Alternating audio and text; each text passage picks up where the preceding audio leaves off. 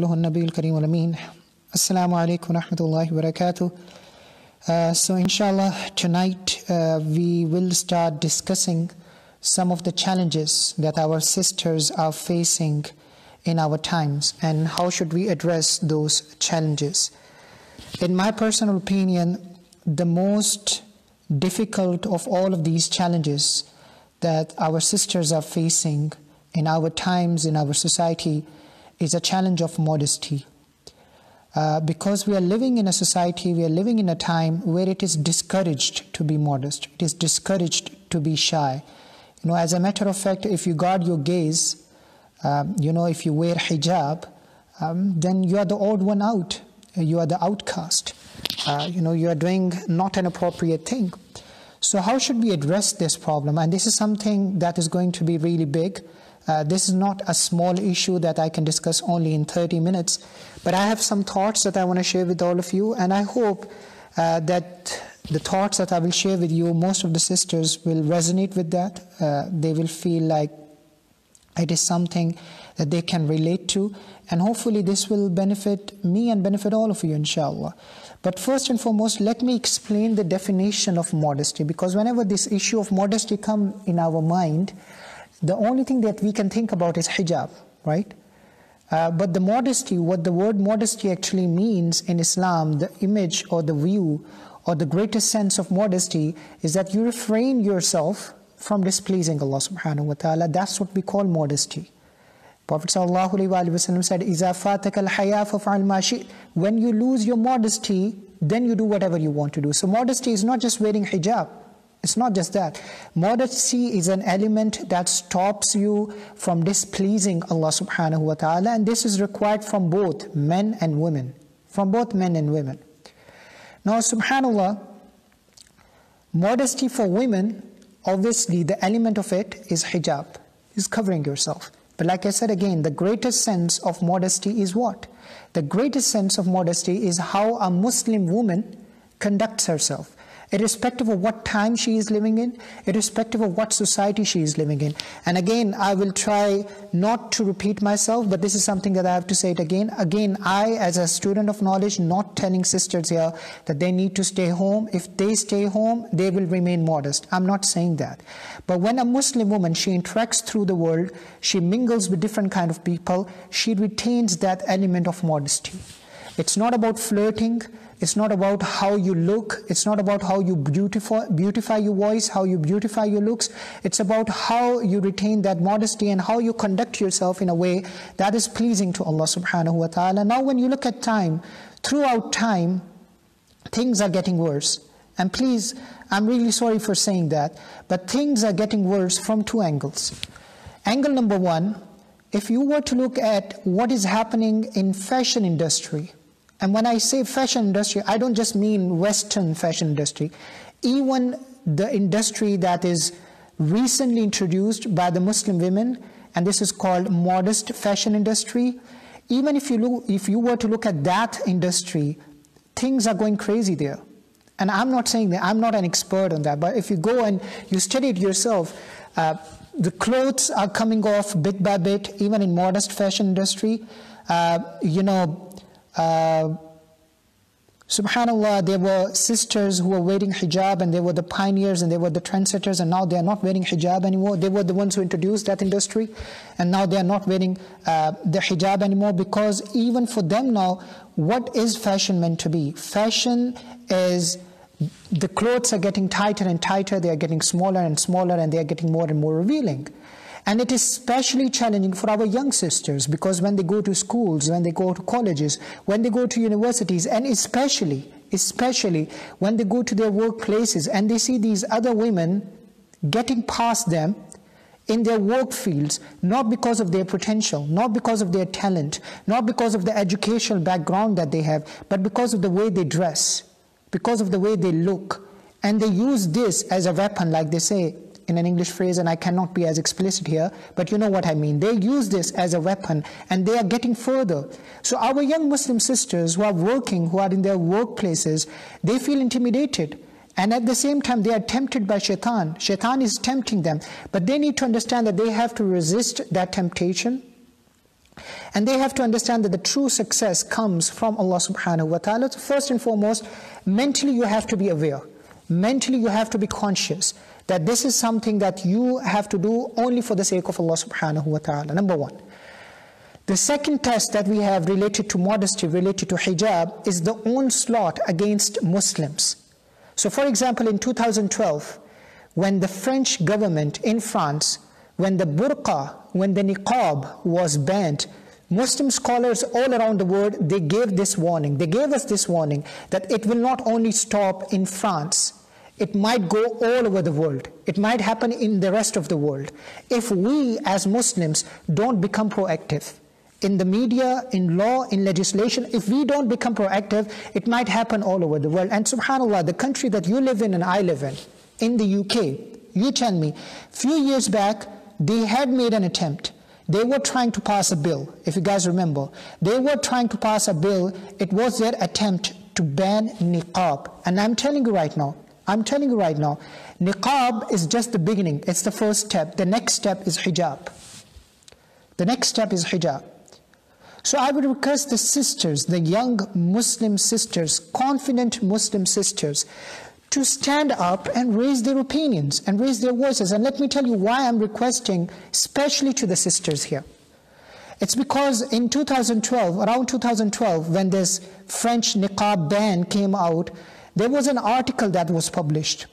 And you might find an online clipping of that article online as well. And that article was about an interview that happened with 12 Muslim women who abandoned their hijab. They had taken it off. They had taken off their hijab. They felt that their hijab was holding them back. They thought that their hijab is not good for them.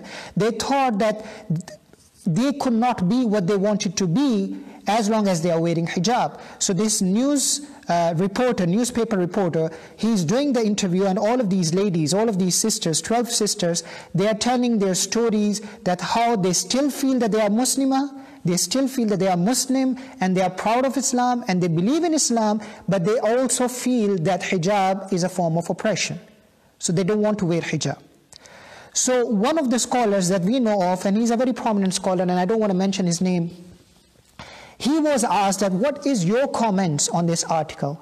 And subhanAllah, because he told us this story, he said that, I thought to myself that this is a trap.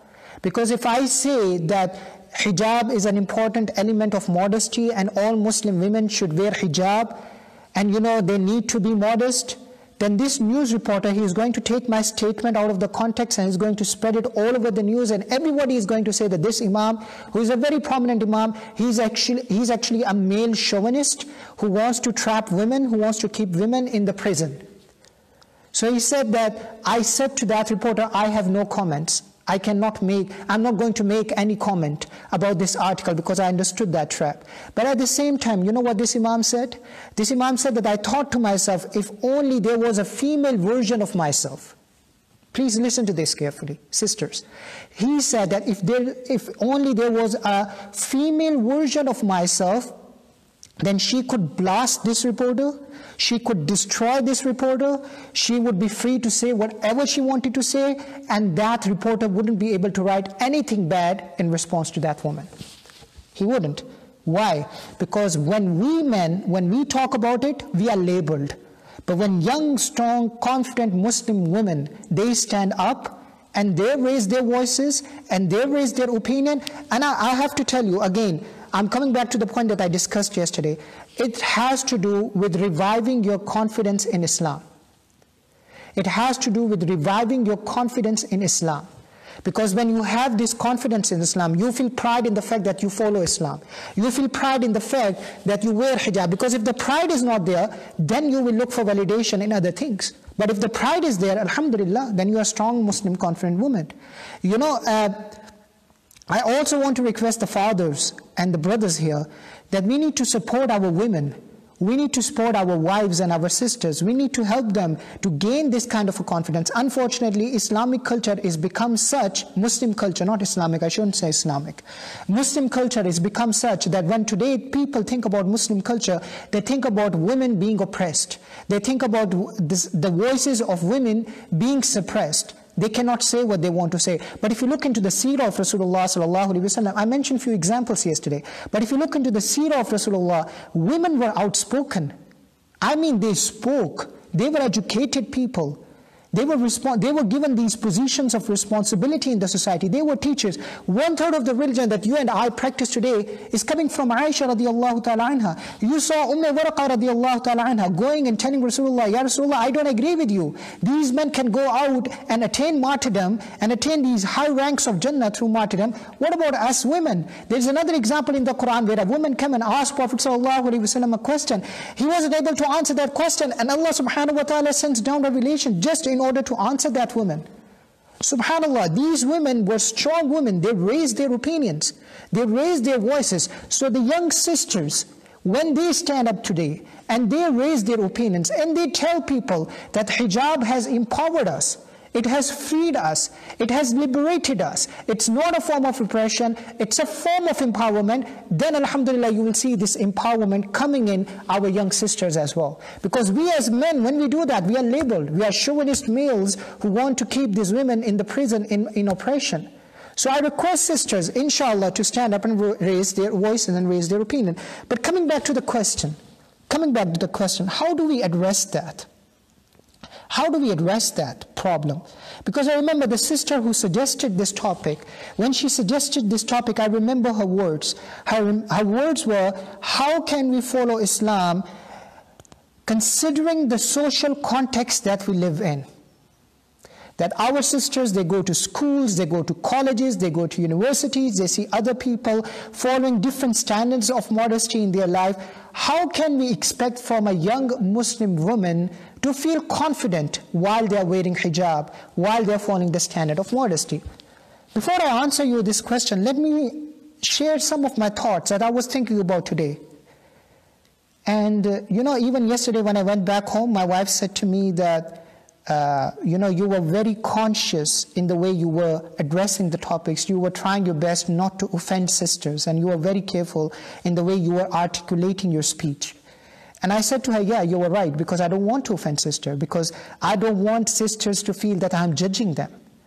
I, in no way, shape or form, let me clarify this, sisters. Please let me clarify this. I have a wife, I have a mother, I have sisters, I have beautiful nieces that I love them from the bottom of my heart. And I can tell you that I'm not fulfilling my responsibilities towards them. I know that as a man, as a husband, as a brother, as a mamu, as a son, I'm not able to fulfill my responsibilities. And I do not claim to have all the solutions, and I'm not giving you here fatwas, and I'm not judging you here. But at the same time, I want you to think about something. See, we people, when we live in a society, we cannot help ourselves but feeling a pressure of that society. We call this a societal pressure. And when we talk about societal pressure, we always think about big things, like we are talking about hijab now, or we are talking about the standard of modesty. But if you really think about it, it all boils down to the minutest things that happen in our lives.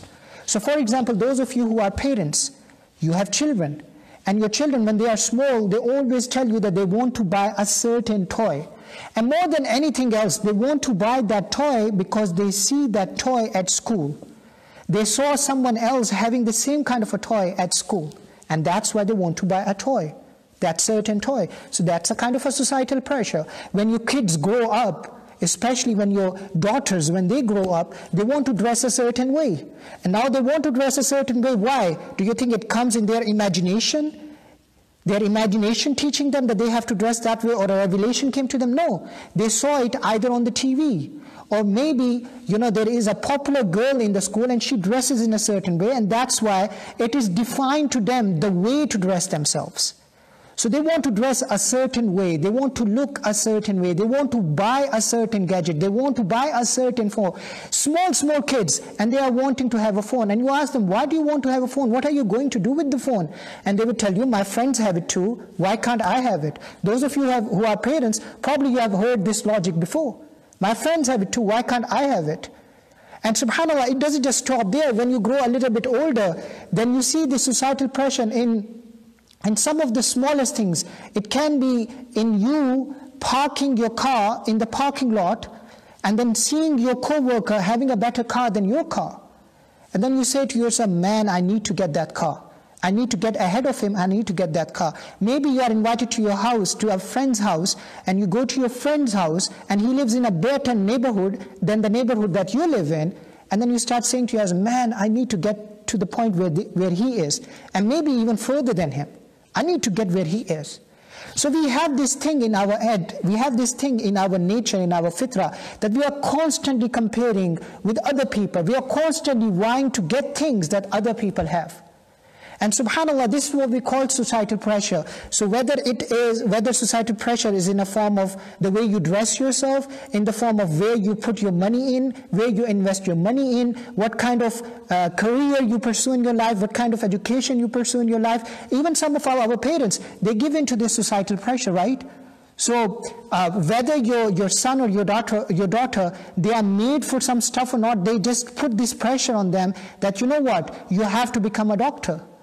If you don't become a doctor, you will be a failure in this life, because look around you. All the people who are successful, they are doctors. So whether they are made to become a doctor or not, whether they have that potential or not, they always tell them that you have to become a doctor. And you know, believe it or not, if your son or your daughter becomes a doctor, just because you want them to become a doctor and they don't want to become a doctor themselves, I don't want to be their patient.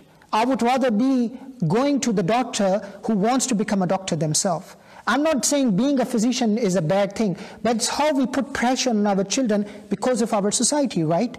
So this societal pressure that exists around us, this constant pressure that exists around us, it literally makes us feel that we are enslaved to that pressure. And how ironic this is, right? Whenever we talk about this modesty and haya and wearing hijab, this issue always comes us, freedom of choice. Freedom of choice. But because of this societal pressure around you, don't you feel enslaved to it? Despite of the fact that this society prides itself over being free, this society prides itself over having independent freedom, freedom of choice. I can dress the way I want, I can look the way I want, I can walk the way I want, I can earn the money the way I want, I can spend my money the way I want, I can listen to the music that I want to listen, right? This society prides itself over this freedom. But if you look at somewhere as small as a high school, and you look at the kids over there, you will feel like all of these kids, they are following some sort of trends. So for example, these hip-hop kids, you look at them and they all dress in the same way. You look at these goth kids, subhanAllah, I learned these terms from my own kids, from the kids that I teach. You look at these goth kids and they all dress the same way. You know, you look at these emo kids, and forgive me if I'm not pronouncing it right, but you look at these emo kids, and they all dress the same. And it's not the way they dress, it's how they speak, how they conduct themselves, how they carry themselves, because they need to fit in with the crowd. Because if they don't fit in with the crowd, then they are the odd one out, they are the outcast. So subhanAllah, you're living in a free society, but you have young men and women, they cannot dress the way they want to, they cannot walk the way they want to, they cannot talk the way they want to, they cannot carry themselves the way they want to. They always have to conform themselves with what other people are doing around them. Consciously or subconsciously, sometimes intentionally, unintentionally, willingly or unwillingly, you feel that pressure. And you submit yourself to that pressure. I cannot begin to tell you, subhanAllah, young brothers, because I don't have that kind of exposure with the young sisters, but there are young brothers sometimes, they have come to me and you look at them and you literally feel like they are part of some gang. They are part of some gang. And they have come to me in private and they have cried in front of me and they said to me, Mulana, we don't want to look this way, we don't want to talk this way, we don't want to behave this way. But the only reason we are doing that is because if we don't do that, we get bullied at school. We get beaten up at school. So what kind of society you are living in? You pride yourself in being free. Do you really think you are free? Do you all really think you are free? Now let me tell you this ayah of the Quran, and then I will share that example with you, a contemporary example, that inshallah, hopefully most young sisters will resonate with, and then inshallah I will conclude. And if you have any questions, please feel free to ask those questions. In Surah Al-A'raf, Allah gives us this verse. I'm just going to give you a portion of that verse because we don't have much time. In this verse, Allah is explaining the function of Prophet Muhammad sallallahu alaihi wasallam, that why he came to you. So Allah is addressing the people of the book, again non-Muslims, not the Muslims. Allah is addressing non-Muslims, And Allah subhanahu wa ta'ala is telling them the function of Rasulullah, because they knew in their books that the last prophet is going to come. So Allah subhanahu wa ta'ala said to them that he came because يَأْمُرُهُمْ بِالْمَعْرُوفِ وَيَنْهَاهُمْ عَنِ الْمُنْكَرِ. He commands you to do good things and he forbids you from doing bad things. وَيُحِلُّ لَهُمُ الطَّيِّبَاتِ. He makes it permissible for you beautiful things, halal and pure things. He makes those things beautiful. He opens a door for all of you to these beautiful halal and pure things. وَيُحَرِّمُ عَلَيْهِ الْخَبَائِثِ. And he closes the door from all the filthy and evil and wrong things. This is his function. And then finally, what did Allah say?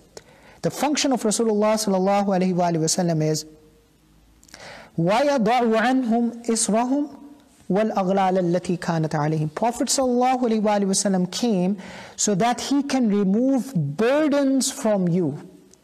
Now, isr in Arabic language, it means a heavy burden, and it also means an agreement. So if you combine both of these meanings together, it means a heavy agreement, a loaded agreement. Sometimes you feel obliged to fulfill that agreement because you're living in that culture. So what Allah is saying, that Prophet ﷺ's function is to set you free from these societal restrictions. He came to remove these burdens from you, وَالْأَغْلَالَ الَّتِي كَانَتْ عَلَيْهِمْ. And he came to free you from the chains that you are wearing around your neck and around your hands. Who are the people who are wearing chains around their neck and their hands? The prisoners. So he came to remove these burdens and chains from you, كَانَتْ عَلَيْهِمْ, in which you used to be. The chains which you used to wear, in which you used to be, the burdens under which you used to be. His function is to free you from all of these burdens, from all of these pressures. That's why Prophet ﷺ came. And another place in the Quran, Allah says, وَخُلِقَ الْإِنسَانُ ضَعِيفًا. You guys are weak. I've made you weak. That's why I sent this Prophet ﷺ, so that he can help you. He can free you from all of these things. So my sisters, today when you feel pressured, following certain trends, making certain people your role model, that should not be your role model. That should not be the trends that you are following. Then what should you do? You look at the seerah of Rasulullah sallallahu alaihi wasallam. You look at his guidelines. You look at the boundaries that he has explained, and you will find your freedom in that. You will not find your freedom in societal pressure. You will always remain enslaved to those societal pressure. But you look into the seerah, into the role models of Islam, the great women of Islam, inshallah you will find freedom. And you know, a lot of times people have complained to me that Maulana Sahab, we love what you said, we really liked your talk. Well, you know, you give us example from the people of the past. We cannot connect to those people. We cannot relate to those people. They never lived in Edinburgh in 2020. You're talking in 2020. And you're talking about the seerah of Rasulullah sallallahu alaihi wasallam, the life of Rasulullah. That happened 1400 years ago. How do you expect us to resonate with it, to relate to it? Subhanallah, subhanallah. I was preparing this topic and this question I had in my mind. You know what popped up in front of on my screen in front of me when I was preparing this lecture? Yasir Qadi, he shared a clip of a video of this sister, and what he said under that clip, he said, after a very long time, I felt emotional. I was moved listening to that sister. So I want to tell you the story of that sister. I don't have a photographic memory, and my memory is actually getting weaker because I'm getting older now. But I will try to narrate the story in the best way possible because it's her story, and I want to give you as perfect a narration as I can because I don't want to do injustice to that story. But if you sisters are still interested, go to YouTube. I think the brother's name is Fahad Al-Kindi. He has this channel. It's an Arab channel. It's an Arabic language channel. But you will find the English subtitles in those videos. But this sister, her interview is in English. So go and check it out. But I will just tell you and summarize the story. So this sister's name is Hania, and she's from Birmingham. I hope I'm spelling it, I'm pronouncing it right. She is from Birmingham, and she lived within a very connected, firm family. And her religion was Sikhism. You guys should know how conservative Sikhs are when it comes to their religion. All she knew about Islam in her life was that it was a religion of terrorism. She learned about Islam through one of her friends in university, one of her Muslim friends. And the thing that impressed her the most is how Islam talks about women, how Islam says things about women. So now she's telling her story. She said, I was a westernized girl. You know, I wore whatever I wanted. I went wherever I wanted to go. Clubs, pubs, holidays. I had friends, whichever kind of friends I wanted. It was a very Western, liberal, free, if you want to call it, free kind of life. But she said, when I got into my 20s, I felt that this life is not for me. So I started learning about Islam because she was introduced by one of her friends. She was introduced to Islam by one of her friends. So she said, I started learning about Islam. And I started watching different videos and different YouTube videos, and I started watching Peace TV. And I started listening to Zakir Naik and Hamza, what's his name? Sheikh Hamza. Sheikh Hamza. I started listening to them. And you know, just as a side note, my brothers and sisters in Islam, we should always make dua for our scholars, mashallah, who is doing such a great work. Because I know some people in my family, in my community, in my group, who say, why do you listen to Zakir Naik? He wears a tie. He wears a tie and a suit. Why do you listen to him? Some people say, why do you listen to Sheikh Hamza Yusuf? Because, you know, he's a Sufi.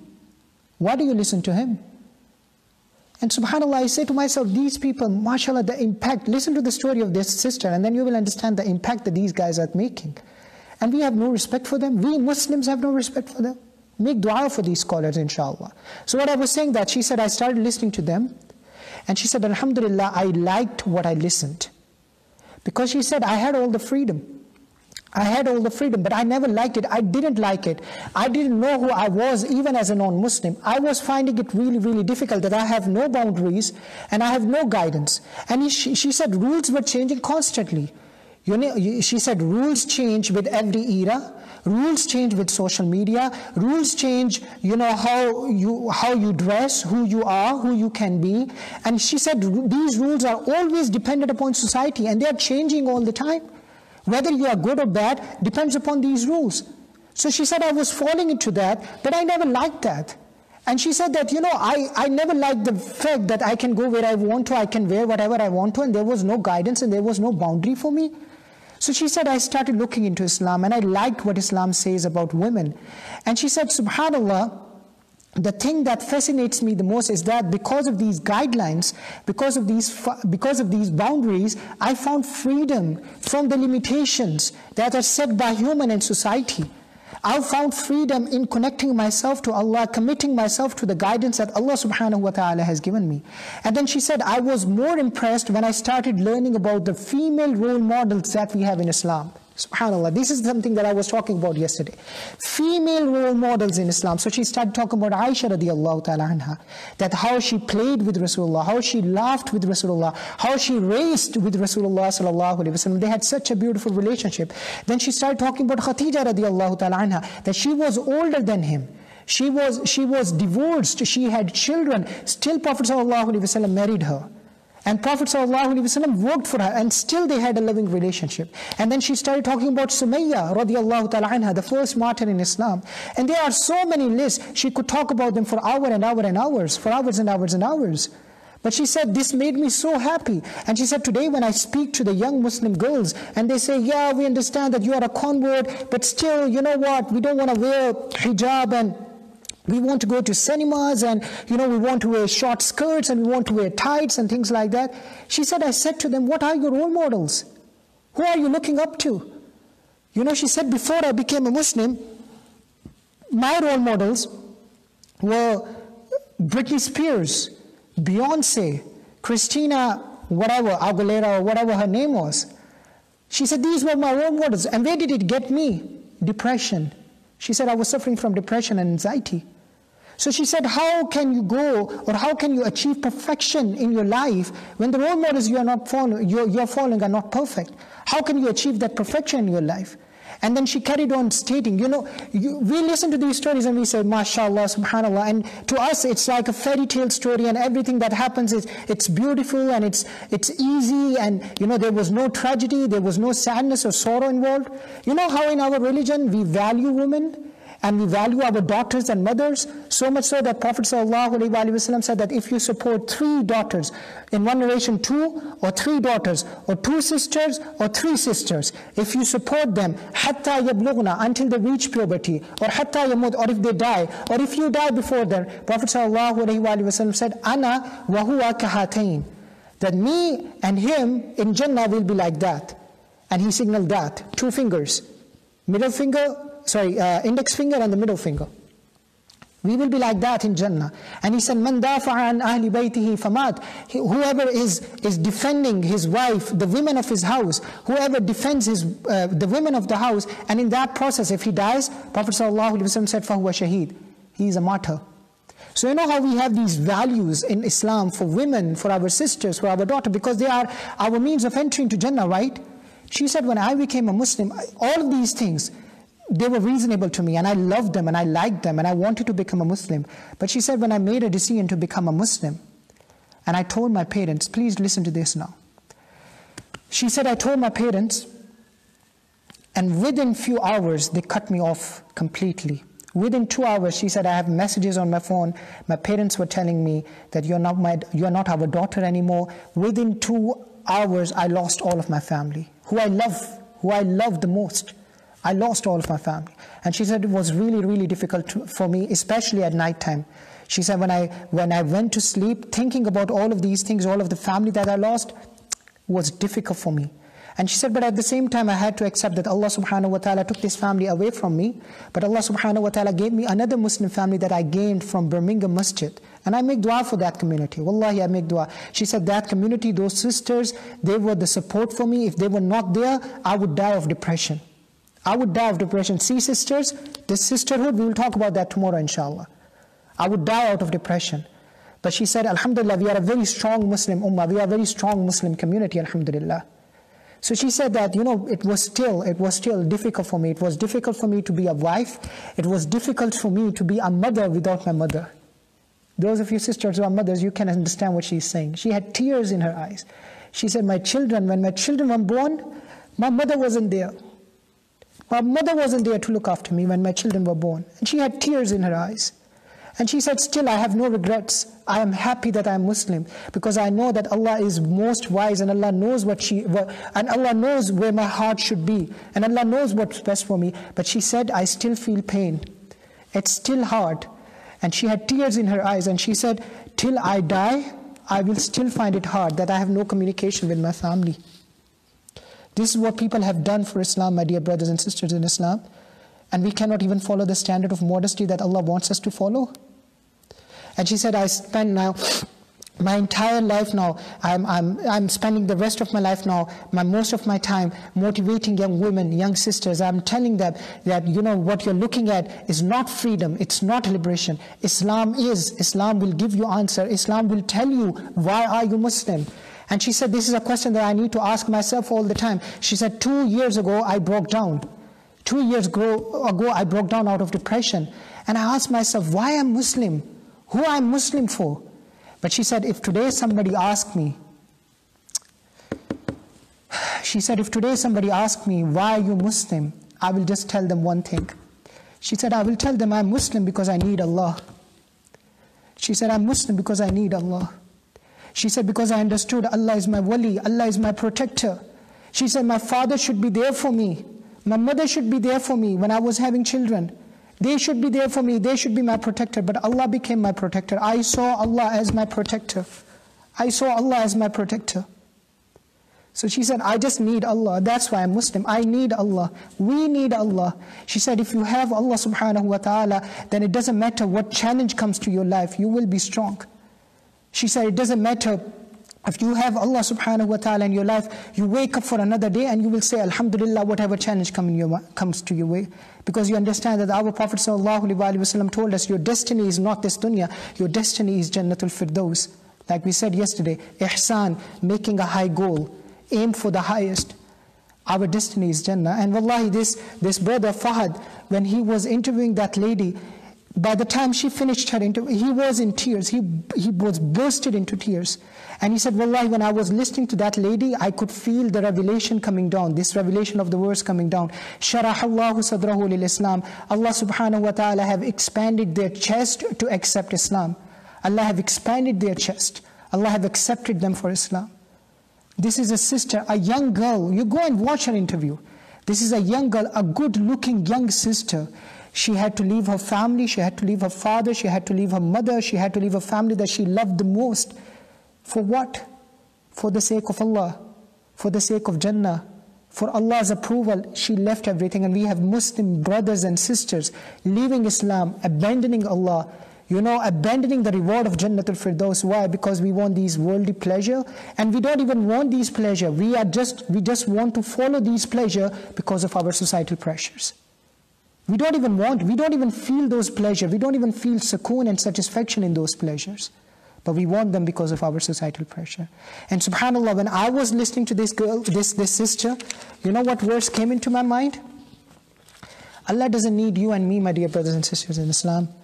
If you decide not to wear hijab today out of societal pressure, if you decide not to follow the standard of modesty that we are supposed to follow, that our sisters are supposed to follow and our men are supposed to follow, if you decide not to do that, do you think Allah need us? Don't you think that Allah subhanahu wa ta'ala can replace us with the people who are far better than you and me? Allah tells us in the Quran, إِن تَتَوَلَّوْا, if you turn away from me, يَسْتَبْدِلْ قَوْمًا غَيْرَكُمْ, I will replace you with another nation, and they will be far better than what you are. ثُمَّ لَا يَكُونُوا أَمْثَالَكُمْ, they will be not like you, they will be far better than you are. And I understand, my sisters, I understand that we are living in a time where everyone is talking about women liberty and freedom and gender equality and things like that. And I understand that, and I completely agree when it comes to gender equality and freedom and things like that. But you know what Allah tells us in the Quran? Allah subhanahu wa ta'ala changes our psychology. Allah changes our mentality. Allah changes our philosophy. Allah tells us in the Quran, لِلْرِجَالِ نَصِيبٌ مِّمَّا اكْتَسَبُوا. Allah subhanahu wa ta'ala says, مَا فَضَلَ اللَّهُ بَعْضَكُمْ عَلَى بَعْضٍ لَوْ لَا تَتَمَنَّوْا بِمَا فَضَلَ اللَّهُ بَعْضَكُمْ عَلَى بَعْضٍ. Do not desire, do not vie for the things, for some of the things that I have given one over the other. Do not desire for those things. There are certain things, لِلْرِجَالِ نَصِيبٌ مِّمَّا اكْتَسَبُوا. There are certain things that I have only given to the men. وَلِلنِّسَاءِ نَصِيبٌ مِّمَّا اكْتَسَبْنَ. There are certain privileges, there are certain rights, there are certain things that I have only given to the women. So don't vie for these things that I've given only one over the other. Don't vie for these things. Why? Because at the end of the day, what is your goal? Your goal is not to get what men have, or your goal is not to get what women have. That's not your goal. What's your goal? وَاسْأَلُ اللَّهَ مِنْ فَضْلِهِ. The goal is to seek the pleasure of Allah. That's your goal and that's my goal. When we have that goal in front of us, then these kinds of discussions will never come up. Then these kinds of comparisons and vying for each other and the things that we have, vying to get the things that we have, that the other people have, these kinds of discussions will never come up.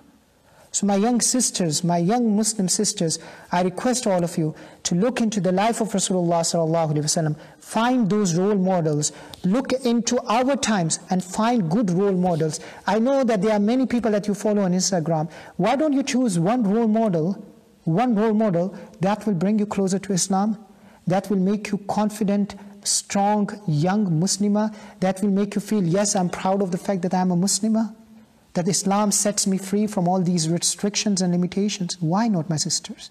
Why not? So I hope this discussion, you will find it fruitful, you will find it beneficial, and I'm sorry to say that if I've said anything, I want to apologize that I have offended you in any way, shape or form. I sincerely want to apologize. That was not my intention. And I will request all of you, kindly watch that interview of that sister, Sister Hania from Birmingham. It's available on Yasir Qazi's post. It's available on YouTube. The name of the brother is Fahad Al-Kindi. If you write that name, Fahad Al-Kindi, I think you will get to his channel. And inshallah, watch the interview of that woman. Inshallah, our young sisters, you will get inspiration from her. Inshallah. Inshallah. May Allah subhanahu wa ta'ala grant understanding. May Allah subhanahu wa ta'ala make it easy for all of us, especially for our young brothers and sisters, to cope with these challenges. May Allah subhanahu wa ta'ala make us among those who remain pious, who remain committed to Allah, who find freedom in following the commandments of Allah subhanahu wa ta'ala. May Allah keep us united in this dunya, and may Allah reunite us in the hereafter. Wa akhiru da'wana alhamdulillahi rabbil alameen.